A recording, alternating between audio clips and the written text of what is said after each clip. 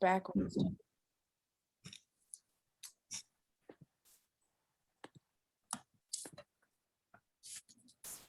Hi, everyone. My name is Stacy Wixall, and today we are going to have a book discussion on Every Note Played by Lisa Genova. And I have a bunch of questions created, and we're also very fortunate to have Laura Pelow here. She is, Laura, can you chime in and tell everybody your title with the ALS organization? Sure. So I am Laura Pelow. I'm with the ALS Association Upstate New York Chapter, and we service most of New York State other than the New York City region. 48 counties we have, and I have the Finger Lakes region. That's where I mostly work. I work right in Rochester. And I am a care coordinator. So that means that I attend clinics. I meet with patients. Page. Okay. We do home visits. We have equipment loans. We have grants. And I also do a lot of referrals, community referrals. So yeah, that's pretty much what I do in this Finger Lakes region. So just really quickly, since we are recording this discussion today, Laura, if somebody out there happens to hear this discussion and maybe would like more information on how to reach out to you, is there like a number that they could use or anything like that? Yes. So you can always go to our website, which is, again, the ALS Association Upstate New York Chapter. I don't know if I hold this up, if it'll be helpful, but my phone number directly, which comes right to my cell, is 585-727-9153. And my email is lpelow, just like my last name, PELOW, at alsaupstateny.org. You can also reach us right through our website. And I always tell people to please, if there's anybody that you know that you think might benefit from our services that's diagnosed with ALS, PLS, to just let them know that we're here, because not everybody learns about us, and all of our services are free to anybody that's registered with our chapter. And you can help both the person that's been diagnosed with ALS as well as the family members? Yes, absolutely. We have resources for caregivers as well as the patient themselves. So definitely always reach out. Excellent. Thank you for sharing that. So I guess we'll dive right into our questions. So the first question is, why do you think Lisa Genova, the author, chose the title Every Note Played? Who has some thoughts about that one? I bet Ruth does. Well, I think it pertains to his playing the piano. Yes, and I think so. And not being able to play it any longer. All right. I think that it's like a metaphor, and that every note played is kind of like, because of the ALS, it's like everything that's been going on all this time with himself and his wife and his family, kind of was in a box up until he got ALS. And now it's like all of that has come to a head because I think he has the ALS, and he's kind of having to deal with all this stuff because, you know, he's facing dying, and so it's time for him to deal with all of it. So it's like everything is happening all at once. I don't know if I'm making sense, but that's how come I think she used that title. Yeah, I think it's a transcending through life. Once he's diagnosed, everything moves rather quickly, and he's reflecting back on everything that's happened and what it means. And, you know, you go back to your roots in some ways. So that's kind of how I saw it. Yeah, I didn't think about that one piece of what you just said, because this disease moves so rapidly. It is almost like everything's playing at once. You don't have a lot of time to really sort things through things. I mean, it's happening quickly. So yeah, I didn't think about it that way, but that's a good point too. I'm going to move to the next one. So Richard and Karina both have very specific musical genre preferences. How do these music preferences reflect their personalities? I think their music preferences are so perfect for their personalities, because Richard's like this perfectionist, and he's I don't know, I feel like he's the kind of piano player that maybe is, and they talked about it in the very beginning, he's very technically precise. I'm not sure if he has the same soul in his music that Karina would have, because she, on the other hand, she started with classical, but she got into jazz, which is really all about being very much in touch with your emotions and allowing yourself to be kind of messy with your music.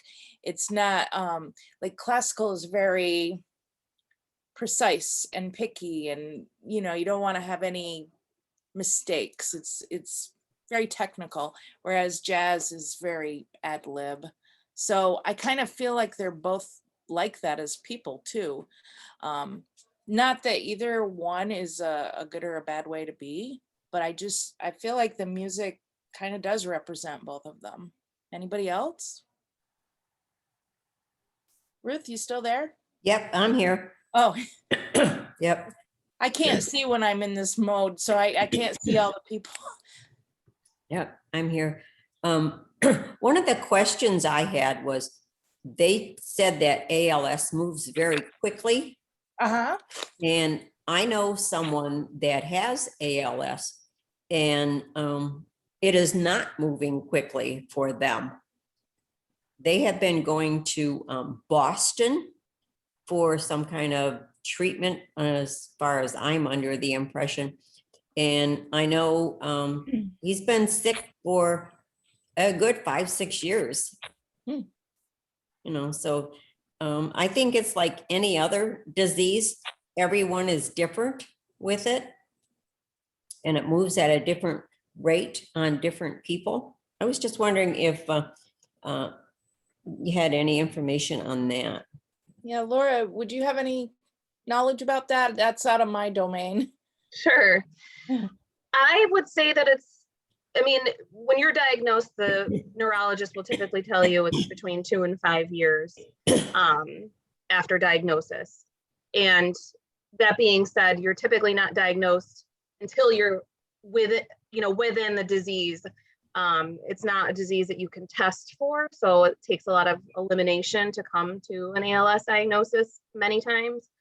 Right now, I have about 85 people that I'm working with, and I would say somebody being in year 5, I do have patients that are in year 5, 6. I have patients that are in year 16, but that's not very common. And I think, Ruth, you're exactly right that it affects people differently. Everybody's always on their own ALS journey, where it begins, how it spreads, how quickly it spreads. Some people find that their progression is rapid. Sometimes it plateaus.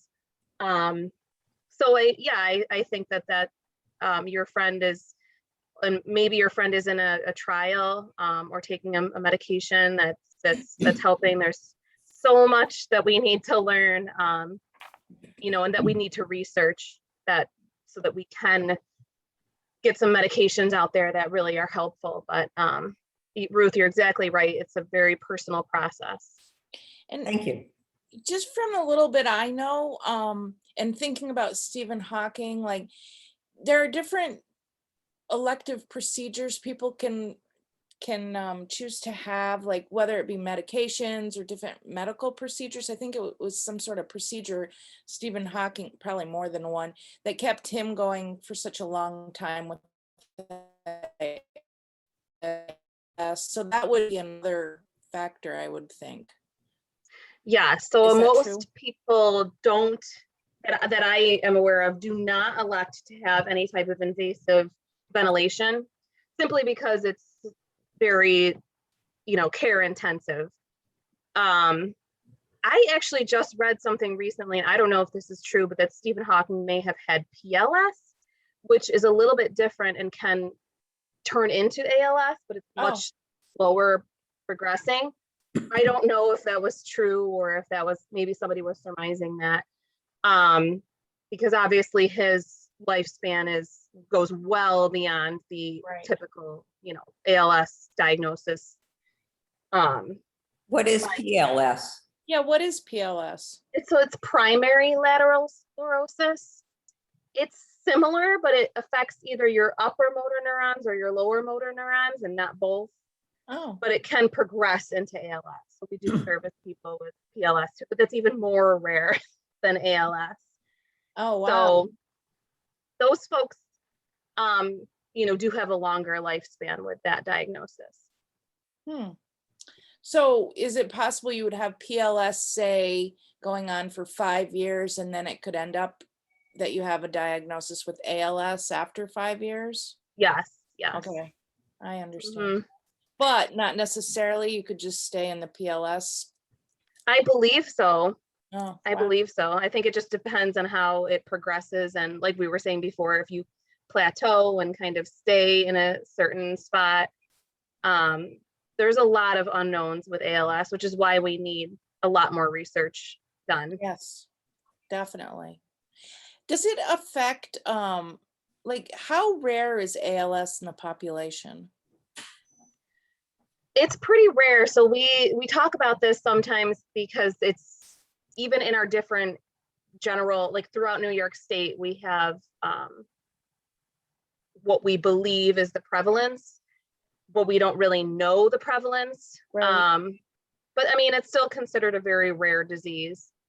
So that makes it harder to get the funding that you need to be able to figure it out and have some Exactly. secure. Yeah. And it's really shocking how much it costs to bring a medication up, for approval and through the trials. It's really shocking. So the Ice Bucket Challenge helped kind of boost some of the research dollars and people's interests. But we obviously need a lot more work done. So I appreciate even just something like this to bring a little bit of awareness to the disease. I always wondered if that Ice Bucket Challenge really did a lot of good or not. So it's good to know that it did. Yeah, and a lot of the money was reinvested. So that money is still working today, for its research mostly. Yeah, that's great. That's good. I don't know if anybody else wants to answer the musical genre preference in relation to Richard and Karina's personalities. If not, just say pass and I'll go to the next. I'll pass on that one. What about Ruth? No, go ahead. What's the next one? Okay. On page 2, Richard remembers Karina telling him being married is more than wearing a ring. What does Karina mean and how does it relate to their marriage? Well, I think he was very self-centered and everything revolved around him. Yeah. And everyone was to do as he said and, cater to his every wish. Yeah, I think it's kind of like in a similar vein to the old saying, actions speak louder than words. So like the ring it's nice, but it's just like, it's something superficial for show almost. But being married, it's more than just putting on a show. It's about really deeply caring about one another and not being completely self-centered all the time and bending for one another's needs and interests, which Richard clearly didn't do. But then again, Karina wasn't completely honest with Richard through the years either. So it's questionable. Maybe, they both had their different flaws, I guess. So anybody else want to add to that one? Well, I think other than focusing on the ALS, this was kind of the heart of the story that many times made me want to scream, because Karina does step up and care for Richard. and it's not without her hesitations or, you know, being frustrated or being resentful, which is very common among caregivers. And so many times Richard comes close to, you know, telling Karina he's sorry or what he really wants to say now that he's had the chance to reflect and look at life differently. And I don't think he ever quite gets there. And Yeah. I think if he had, Karina would have been able to have some closure and seen, you know, Richard in a different light, less self-centered and selfish now that he has the reflection of, you know, of dying. Well, I think that he does set her free in the end. Like, what was it he said in the end? Like, he basically encouraged her to pursue, you know, her jazz music. And I don't know, it was sad because I think deep down they really did care about each other, but they got lost somehow. Like, Yeah. and I think part of why they might have gotten lost is because they were both, I mean, I'm going to presume that Karina was every bit as talented, if not more so, than Richard, because, well, it kind of says that in the book. And sometimes when you have two people that have the same interest, maybe it was just too much competition under one roof. Maybe that wasn't a healthy thing. I don't know. Yeah, there was opportunity many times that they talk about, and once she starts caring for him. Yeah. And I think you're right. He says something both to her and his daughter that kind of helps, but it's never quite how I wanted it to Yeah. come, you know.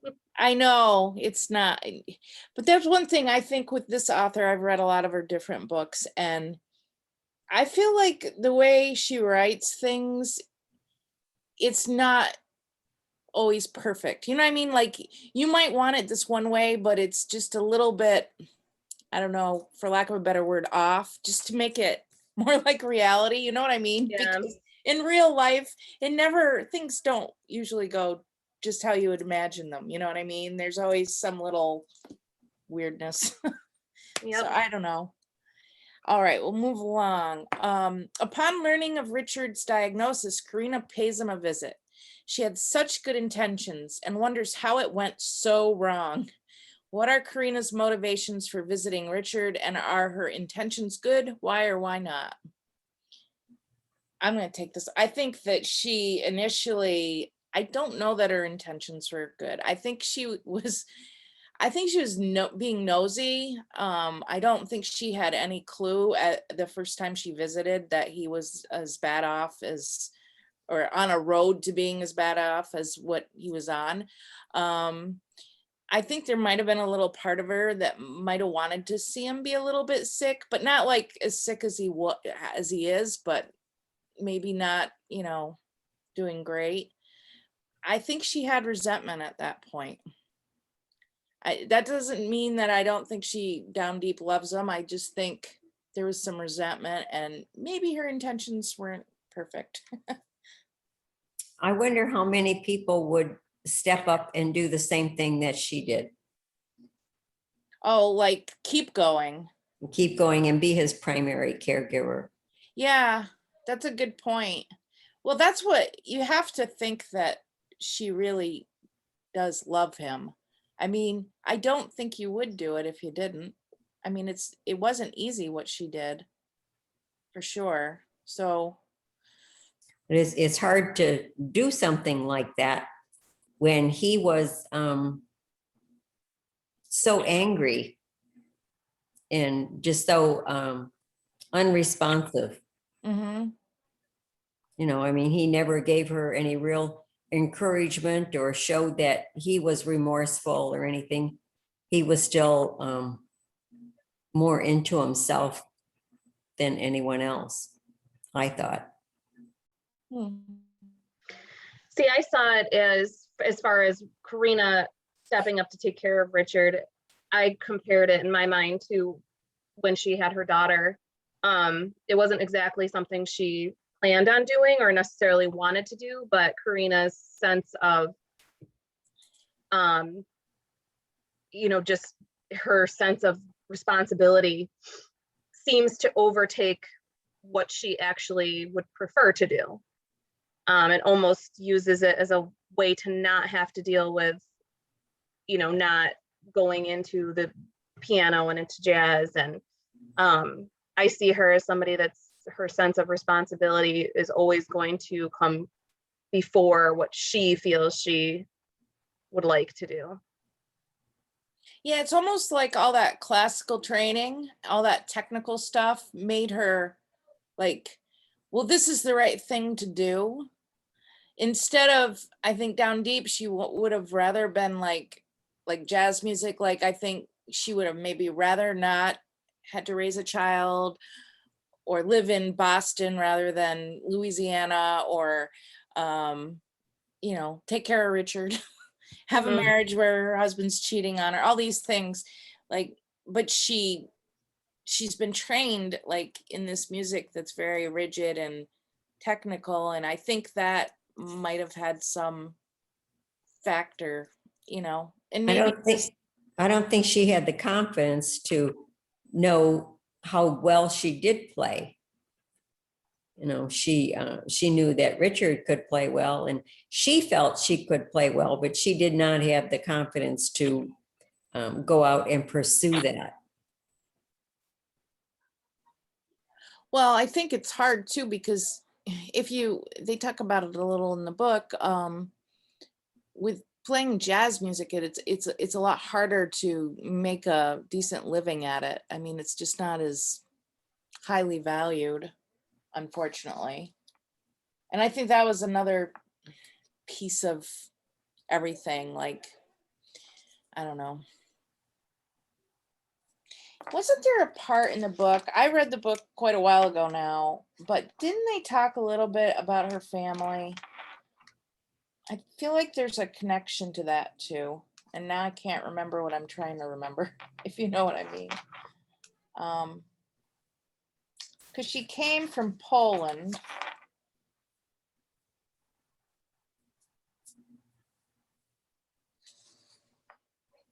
I think Richard made her feel that her music, her jazz, was worthless. And since she played it and she enjoyed it, that she was also worthless. Well, I found it. It's over on page 7 if you have your book. It talks about how where she was raised, girls who grew up in Gliwice, she's sure that most, if not all, remain firmly anchored where they began and are now school teachers or miners' wives whose unrequited ballerina dreams have been passed on to their daughters, the next generation of Miss Gauge's students. And that's right. She was also trained in ballet, which is a very precise and sort of unforgiving art form. But she wasn't good at it because she didn't have the right feet and body.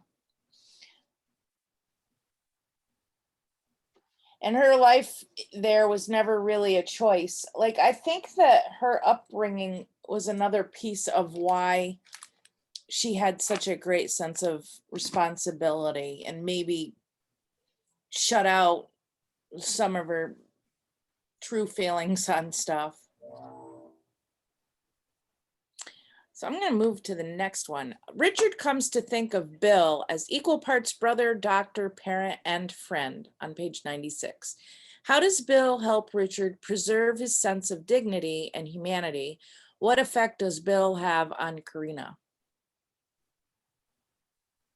I think like the way he treats Richard is like, he doesn't treat him like somebody that's dying. He treats him like a normal person. Like, I don't know, there's a line in the book where he's like, hello, handsome, look at that thick head of hair you got.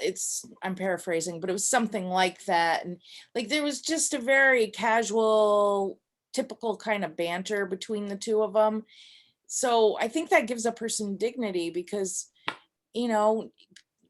I don't think most people want to be treated with pity, and Bill didn't treat him with pity, like, so I think that preserved his dignity. Even though the man, Bill was giving him complete baths and everything else, but I don't know. Anybody else? No, I don't have any.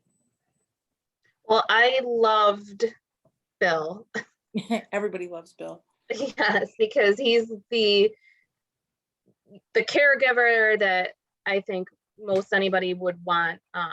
And you're exactly right. He provides dignity by treating him just like anybody else, by coming in with a smile, by, not only taking great care of him, but just personally connecting with him. And to have that in a caregiver, I think means everything. And I think Richard knows that, and he's very grateful for that. Multiple times through the book, he says, "God bless Bill." Yeah. And it just, having seen multiple aspects of caregiving, and some people are built for it and some people aren't. So for Richard to have Bill there, I think made a huge difference.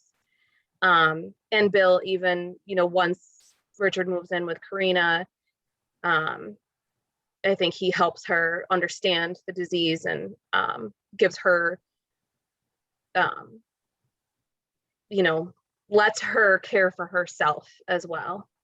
He gives her, both of them, a lot of perspective. Don't you think he's kind of a good, sort of like a good role model too? Like, so she doesn't fall into that like pity party kind of treatment. So Karina doesn't? Yeah.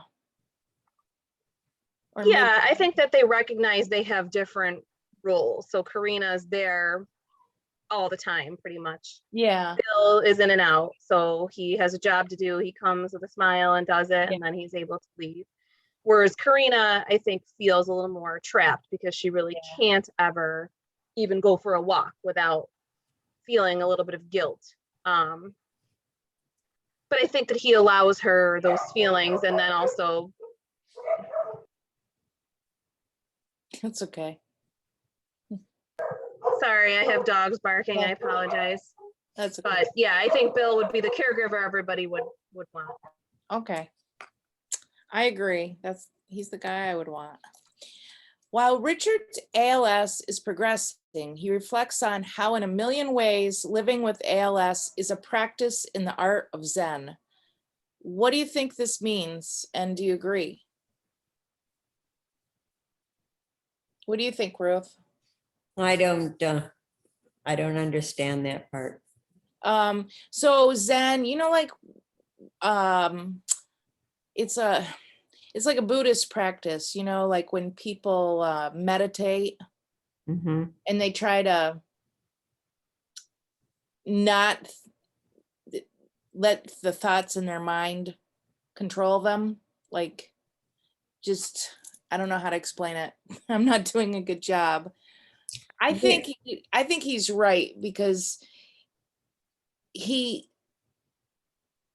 has to be very in the moment, but he has to not You get can't hung dwell up. on it. You can't dwell on it. It's like any of the other diseases that are out there. When you get something like that and you have no control over it, Right. and there's no resources really for it or anything other than possibly some medication. Sometimes you just have to tell yourself, this is the hand I'm dealt, and this is, I'll move on. And Right. you keep going as long as you can, any way that you can. Mm-hmm. But with ALS, it's like you're kind of, if you have, well, he talks about being itchy. And if you can't move your arms to scratch your itches, That's true. like, how can you be in that and not allow your itchiness to just make you crazy? You know what I mean? Yeah. Like, you have to learn how to let go of distracting thoughts, or like, you know, he really likes Bill, but in one part of the book, Bill is like really into show tunes and he hates show tunes. But he's not going to tell Bill that because, you know, Bill is like this great caretaker and great friend really to him. And so he's not going to say anything, even though, you know, he has to listen to the show tunes, but he can like override that. At least that's what I think he means. If that's what he means, I agree that that would be a good way to be. I Yeah, think, you have to let your mind go someplace else. Yeah, exactly. Like not, or be one with the thing in such a way that it's no longer an annoyance. I don't make a very good Buddhist. I get the ideas, but it's a very hard thing to do, to be, you know, Zen and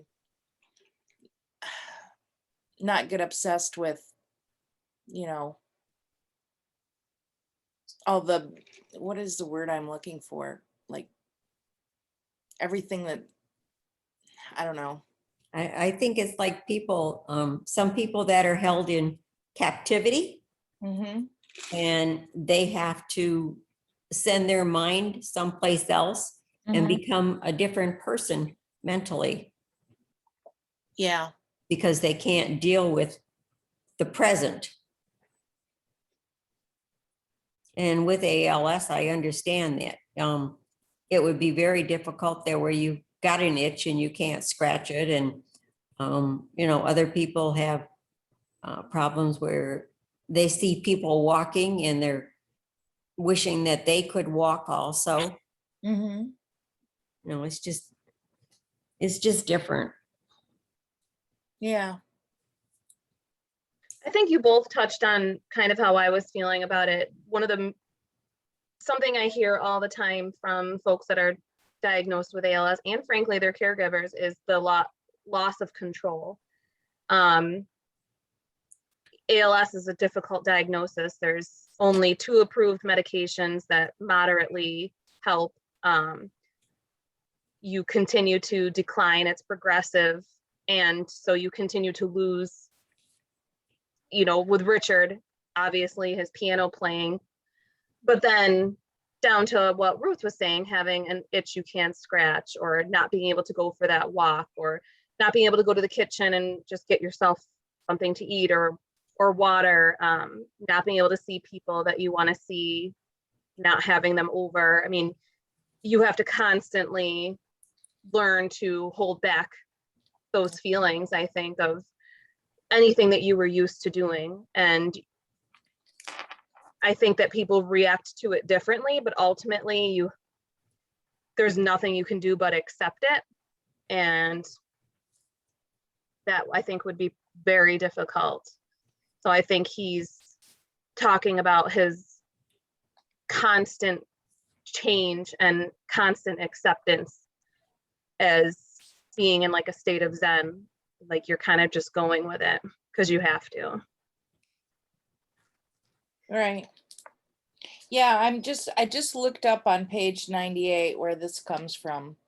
It is in reference to the the show tunes that Bill sings, and he says the exquisite agony in hearing the music he loves but can never play is far more painful than Bill's rendition of Everything's Coming Up Roses.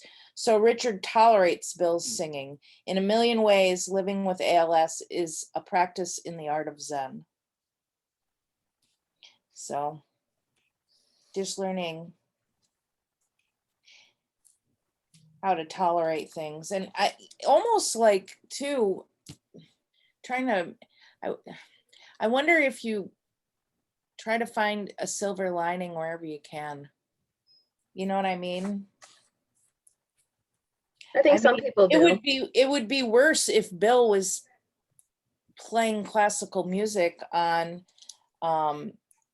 Richard's piano in a way, because what if he was doing that and then wouldn't that be kind of worse? You know what I mean? Because he'd be doing something that Richard can't do, and that might be more difficult.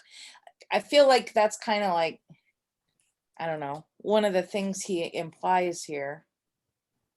Possibly. Or it probably would be really torturous if if Bill was playing classical music really badly on Richard's piano. That would probably, like, things could always be worse. And I think with Bill, the music that he does and the music that Richard does, I think it's good that they can't do the same thing. Yeah. So the next one, while visiting Richard, Karina reflects on how the story of their lives can be an entirely different genre depending on the narrator. Do you agree with her assessment? Why?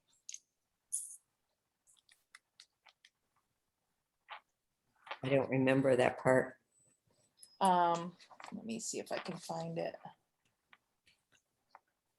Oh, it's in the beginning when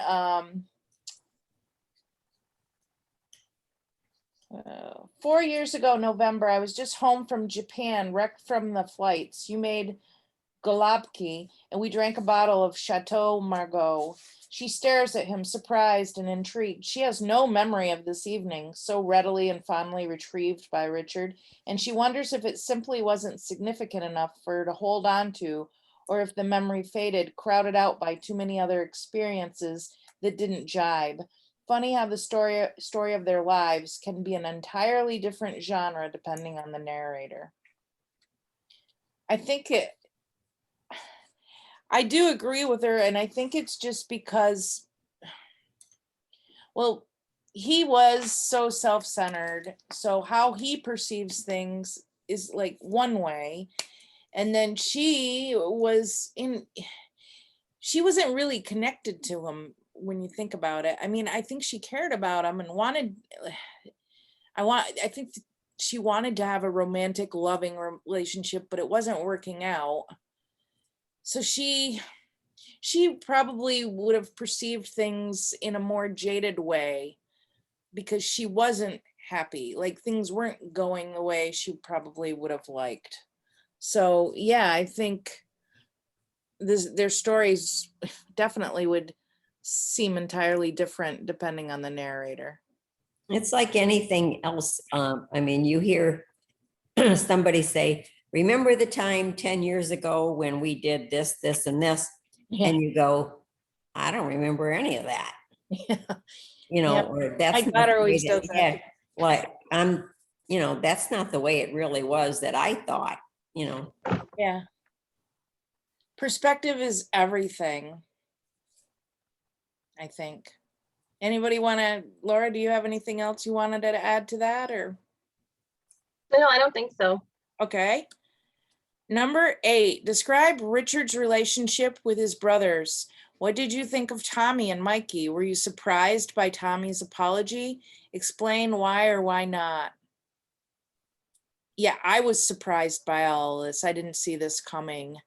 But I think it's great that Tommy acknowledged, like, they should have stuck up more for Richard when they were kids, but they were afraid of the dad. They didn't want to face the same kind of treatment that Richard did, and that was the fear underlying it, because if they would have stuck up for Richard, then maybe the dad wouldn't have been as good to them anymore.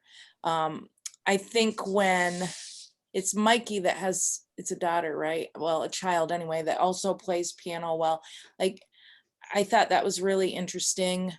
And I didn't, this isn't part of the question, but it kind of is. I mean, the reason Richard's there is because the dad died, and he had been trying to get his thoughts out for, letter to his father. And then, the call comes that his dad has died. I don't know, just the whole thing, very, I don't know. I guess I just didn't see it coming. It makes sense, and it's totally plausible and believable,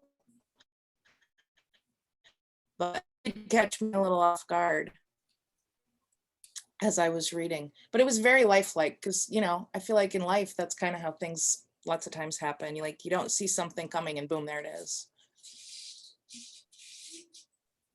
And I think when you have siblings or whatever in the family that they always have their regrets. I should have done this and I didn't, and Yeah. I can remember situations, in my life where one of my siblings have said, yeah, I was really rotten to you when we were kids, and I really shouldn't have been that way. And I was that way because, that was just the way they were then, I don't know. Well, all this time, like before you get to the part in the book where you basically meet the brothers, you're thinking like poor Richard comes from this family, it's just horrible. And it does kind of sound like his father was not very good to him, but his brothers, I mean, I think it was interesting as a reader, and it was great for Richard to find out like they really did care about him. They were just afraid, and like they kept track of him performing and were amazed at how good he was at playing the piano. Like they did care about him. It's just that they never acknowledged it to him. Yeah, because of fear. Right. So, and I mean, I'm glad that Mikey isn't going to be the same way with his kid. Yeah, it's strange how, as kids or siblings all living at home, they were afraid to say anything because of the repercussions. But then as they became adults, they still maintained the same line of thinking. Anybody else? No, I was on the same path as you, just Yeah. we had been painted a picture of his family and his siblings. And so I had it in my mind that they were these, rough and, edgy people, that they were so mean to Richard. And so when their softer side came out, it was a surprise. I was happy. And like you said, that the daughter, I think it was the daughter, right, was playing piano, and that they had saved the piano, that he thought, oh, they probably just tossed it away. And so, yeah, I think that kids, when they're kids, they don't have that maturity to understand really what's going on. And, so they're just afraid. And as they've grown up now, they see it differently. And so they shared that with Richard, and it was nice. Yeah, before this scene in the book, before I read the scene, I would have thought that these brothers, like if he had to go there, they would have been like doing noogies and punching them, like just being really, and they weren't. So Dr. George suggests that Richard consider recording legacy messages. What are legacy messages? And if you were in Richard's situation, would this be something you would want to do? Explain. So a legacy message is just what it sounds like, right? You make a recording of you saying whatever you want to say to the people that you're going to leave behind once you pass on. And I think with ALS, you might, you'd need to bank your voice maybe, unless you did it right away, right? I think it would be something that I would want to do if I was in this situation. It's mind-boggling to try to think about all the things you'd want to say, but I do think I would want to do it. I think it would be, for some people, it'd be easier than with others. If you are one that can write down your feelings or speak your feelings or share your feelings. And then there's people that have the same thoughts, but they can't express them. They can say all the words mentally and whatnot, but to leave a legacy behind it, unless you are someone that can do those things, or even keep a journal. I know people that have kept journals and they write things down, and it's like other people could never do something like that. They may wish they could, and but then they think, what's the use? Or why for? Or I don't know. What do you think, Ruth? If you were in this situation, would having a legacy message be something you would want to do? No, No. Is it no too hesitation mind-boggling? there, was there? Yeah. No, is it the overwhelmingness of just thinking, oh my gosh, all the things you would want to remember to say? No, it's the inability to voice them. Okay. See, I think it depends on the person, but also the age and your family situation. So that typically, you know, when folks are going to use a speech device, they voice bank and they also message bank. So message bank might be you calling your dog over, you know, something special that you normally say, maybe a pet name that you have for your significant other, or a phrase, a special phrase you say to each other, or something that somebody would want to hear in your voice, not the computer synthesized voice and not your voice kind of pieced together. I don't hear a lot of folks leaving legacy messages, except if they have young children. If they're unfortunately diagnosed and they have kids, that's when I hear people saying that they want to leave, you know, these words of wisdom, or they want their child to have certain things that they want them to know about them. And so I have young kids, so I can see myself definitely leaving legacy messages for them.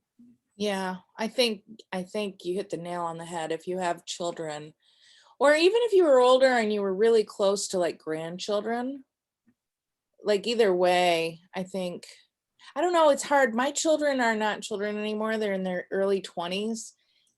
And even though that's not a child, it's still so young. There would be things, you know, neither one of my kids, adult children, whatever, they're not married yet and everything. So I just think about all the milestones that, you know, so there'd probably be things I would want to try to say, but oh, I'm going to cry thinking about it. I'm serious. I'm over here. My eyes are stinging because it's just, oh, that would be so incredibly hard. Yeah. Well, you anticipate, like we all do, that we're going to be there for those moments. And somebody with ALS, I've had some people say that that's a gift, that they know that what's coming, so they can say the things they want to say. They can do the things that they want to do, that we're all assuming we have all this time to do, which we may not. That's true. But at the same token, facing that reality is really hard, especially even with kids in their 20s, you know, that it doesn't feel like enough time at all. No. Gosh, now you got me thinking maybe everybody should every 10 years have like some legacy messages and then redo them as people get older. Oh my goodness. Okay. At the clinic, the practitioners use the term care, and Richard doesn't openly object, but care is not provided every 3 months when he comes for his appointment on page 51. Compare and contrast the care Kathy provided with the care that Bill and Karina provide. So you want me to go to page 51 and read that in case you might have forgotten by now? Alone in a cheerless exam room, Richard waits for Kathy DeVilo. It's the beginning of October, and this is the 4th time he's waited in a similarly impersonal room for her. The first instance was almost a year ago. Kathy is the nurse practitioner overseeing his medical care at the ALS clinic. Care is the term they use here, and Richard doesn't openly object, but care is not what's provided every 3 months when he comes in for his appointment. The staff all mean well. He has no doubt of this. Kathy is nice and clearly cares about her job and him, but as an ALS care coordinator, her pockets contain little more than tongue depressors. The clinic visits primarily amount to data collection, a chronicling of worsening symptoms indicative of disease progression. Every 3 months, the losses are noticeable, significant, and Kathy and others record these losses in various charts. So I'm going to stop there. I think you get the picture. what is the difference between that and the sort of care Bill and Karina provide? Well, I think with Karina, she's a primary caregiver where she's there daily giving care, or even if it was every other day giving care. But when you're going to like a doctor or for medical treatment or anything, that may be they're providing your care, but it's not really personal. Yeah, that's the key word, personal. Like Kathy is more about his body, treating his body and caring about his body.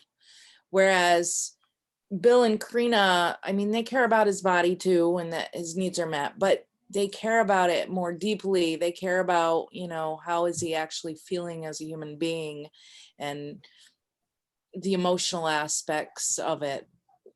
Whereas Kathy isn't maybe as concerned about that. Or if she were to be, it would be more in a clinical sense, like, oh, you know, if he were to report, I don't know, feeling super depressed or sad, maybe she'd be like, oh, how often is this? And maybe we should prescribe some antidepressant or something. I'm just making that up, but you know what I mean? It wouldn't be the same as if he told Karina or Bill he was feeling sad. I think, you know, it would be a whole different conversation, if I'm making sense. That's true. That's absolutely true. Yeah. It reminded me of, I mean, one of our, you know, quotes for our association is until there is a cure, there's care. And I think that means that comes in all different forms. There's the personal caregivers, the primary caregivers that are actually providing hands-on care. Our chapter provides care by offering assistance, you know, with equipment and grants and things like that. At the clinic, I think what I hear a lot and that people have a hard time with is it's not like when you have cancer and you go in and you receive a treatment and, you know, you're kind of going in and assessing the situation, taking measurements, you know, how much has your decline progressed and the care part is, well, what can we do about that? Do you need an additional piece of equipment? Do you need physical therapy? Do you need, but it's not, I think the hardest part is that it's not the type of care you would hope for when you have a disease. It's a lot of just measuring where you are.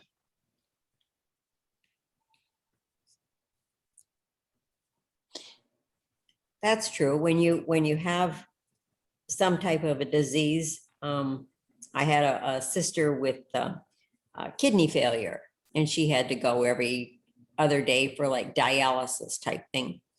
And was giving her care. But the person that had to take her there and stay with her while she had this, that was more of a caregiver than someone that was providing the treatment. Yeah, I think it just depends on your connection to the person, you know. They were all different kinds of care, but some care, well, that word personal, like if you know somebody on a different level, the care is going to be more personal. And if you're going to somebody that's more of a clinician, I mean, it's still care, but it's just a different, they know you on a different level. So it's not quite the same. And it's important, you know, that things get measured and that the appropriate equipment gets prescribed. And I mean, all that's important too, but they're just two different kinds of care. So final thoughts. Now that you have read this book, has your perception of ALS changed at all?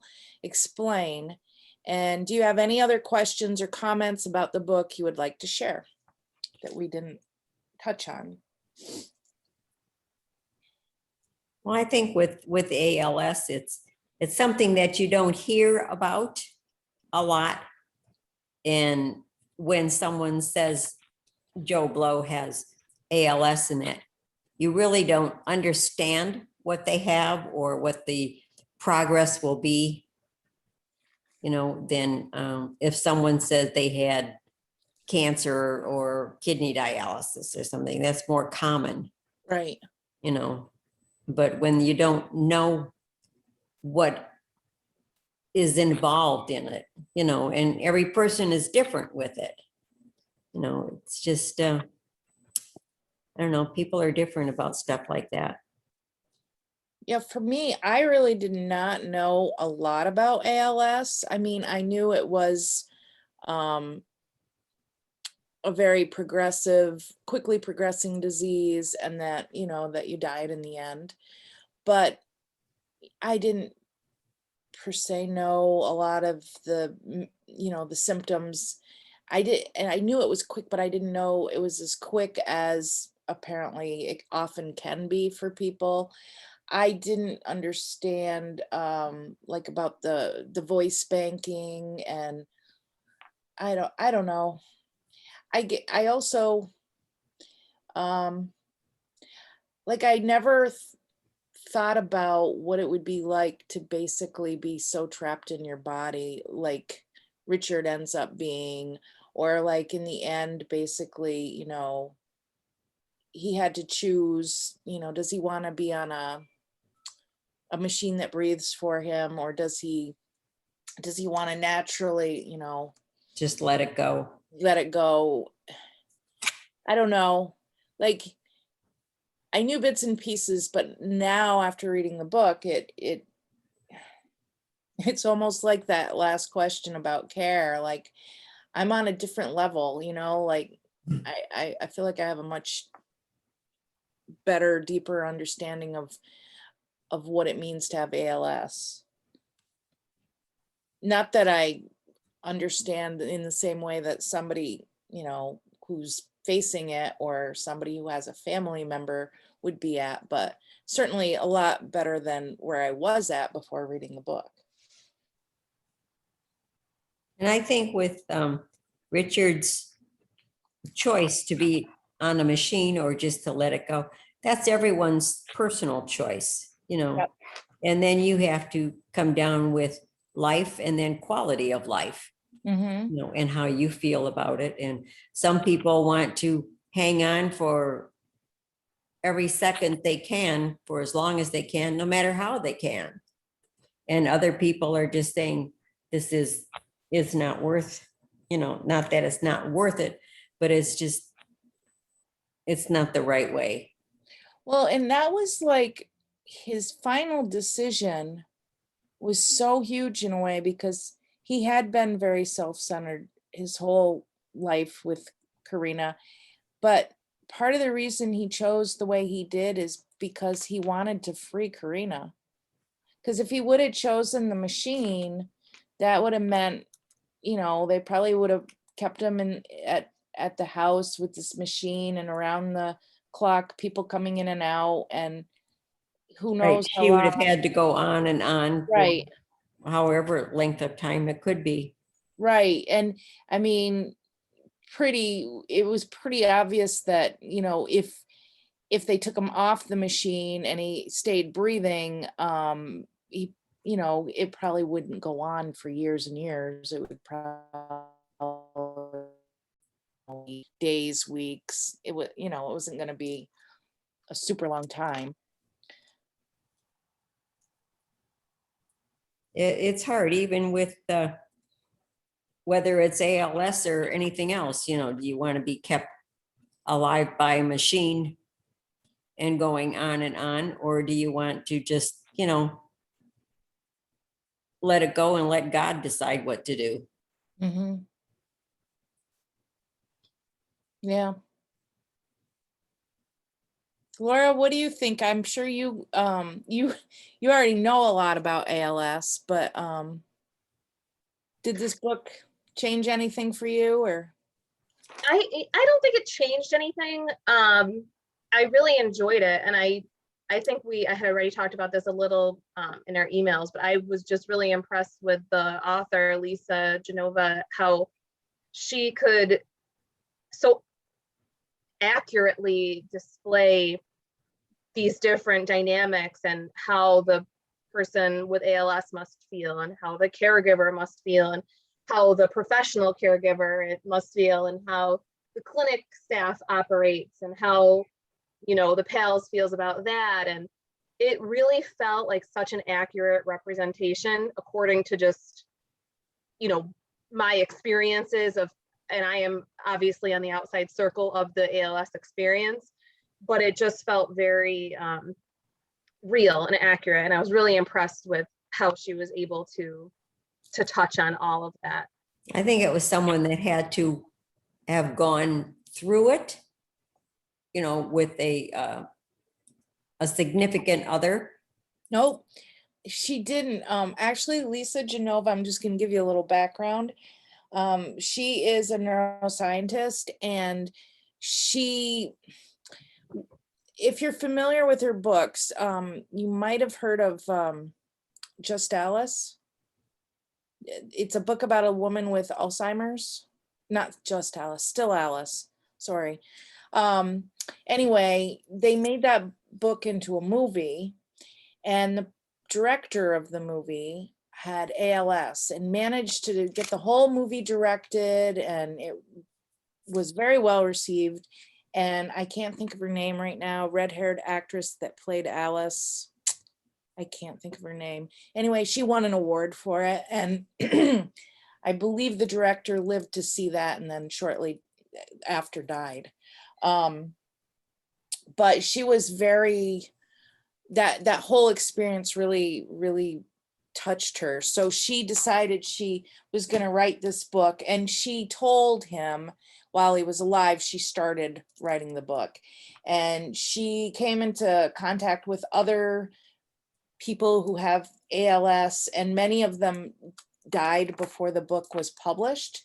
I think there were a few that were able to read the book after it was published, but many of the people she consulted with did pass on before she could finish. And she wrote, this is the fastest book she ever wrote, because she was very cognizant of the idea that these people she's consulting with, you know, they don't have a lot of time, and she wanted, you know, for them to be able to see the finished product. But unfortunately, some of them didn't.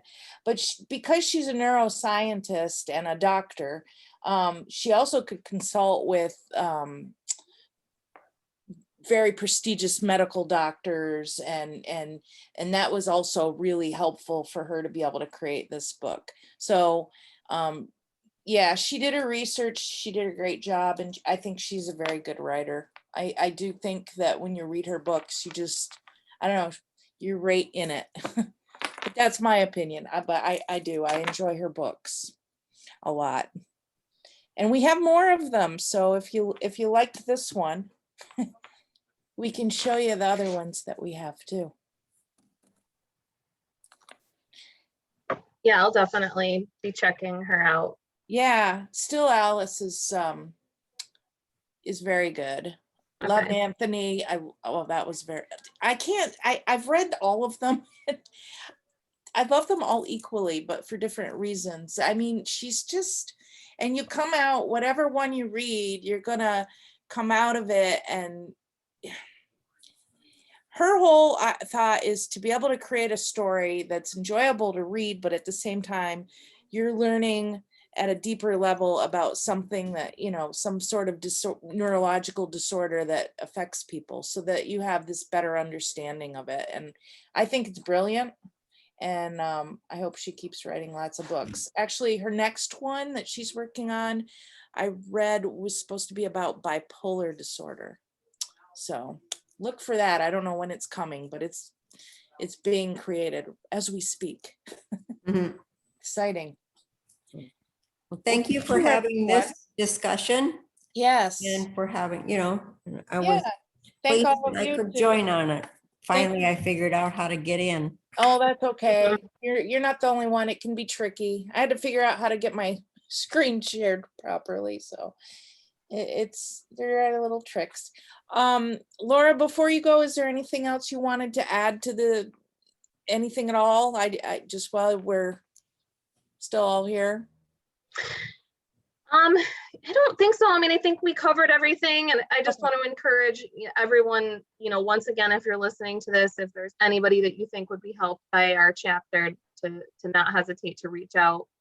It's what we're here for, and we want to help as much as we possibly can for the folks with ALS and their caregivers and families. So Definitely. If anybody also, just thinking back to the beginning of our conversation, I think, so we don't have the ice bucket challenge anymore. And this is a disease that is more, it's not an orphan disease, but it's not as common. So funding is an issue. If somebody felt like they wanted to donate money to help ALS research, is there a recommended place that they would go to do that? So our chapter focuses more on, like I said earlier, the care, the everyday, needs of the patients and the caregivers. There is organizations that are more focused on care. Meals is one of them, or I'm sorry, on research. That, I think you can earmark and specify that you want these funds donated to ALS research. You can donate through our chapter and earmark for research as well, because we do contribute to research. We're just not as focused on that. But yeah, I mean, it is great. It's something to think about. Or even if people want to donate to your chapter to help with the care that people get, that's fine. Our chapter, the vast majority of the money stays within our service area. So you're directly impacting patients, where we're living. And, I do try and tell people to think about it. If there is somewhere that you donate that, or you want to donate that you're not, attached to a specific disease, because there is a lot of money in, being donated and for cancer and heart disease and all the things that you hear about. But ALS really needs the help, and we are determined that we're going to find a cure. But we definitely need the help. Yeah. Is there a way you can get a list of needs? Is there like any personal needs that people would need? Explain more of what you're thinking. Like if you wanted to donate, other than money, something, as some type of an object or a care or a timeline or assistance. We do have like an equipment loan program that people donate equipment to. We have specific equipment that we take that's usually not covered by insurance. I'm not sure, I guess, what else specifically we would be looking for, because the funds that come in fund, the grants and the equipment loan program, our support groups and things like that. So I'm not sure what like tangible items we could.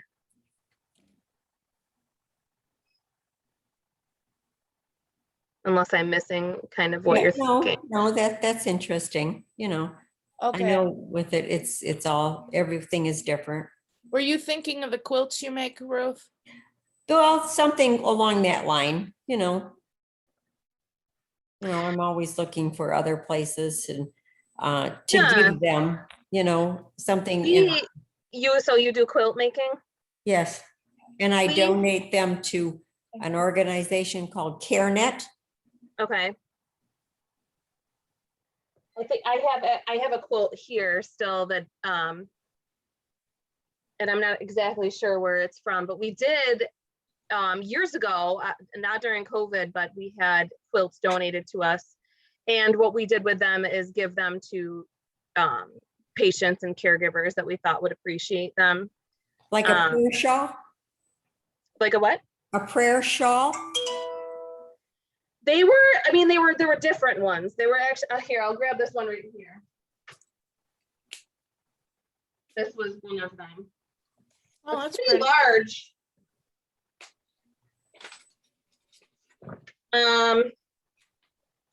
Hopes and dreams. So some of these we've taken and given them to the patients and the families, and they, we kind of feel out who might really appreciate and want the quilt, and some, I mean, they've been really well received. People, love them, and it's something for them to hold on to after their patient has passed, as kind of a memory. So yeah, I wasn't even thinking about that. We do have things like that at times that come up. I know like people with, that go for kidney dialysis and that, they're always cold. And even just like the lap quilts, they appreciate something like that just to keep there for that. Yeah, that would be wonderful. I mean, I'm thinking, while they're in the wheelchair, they have something to cover them that wouldn't be too cumbersome. Yeah. There you go, Ruth. Ruth makes beautiful quilts. Yeah, that's wonderful. If you're ever interested,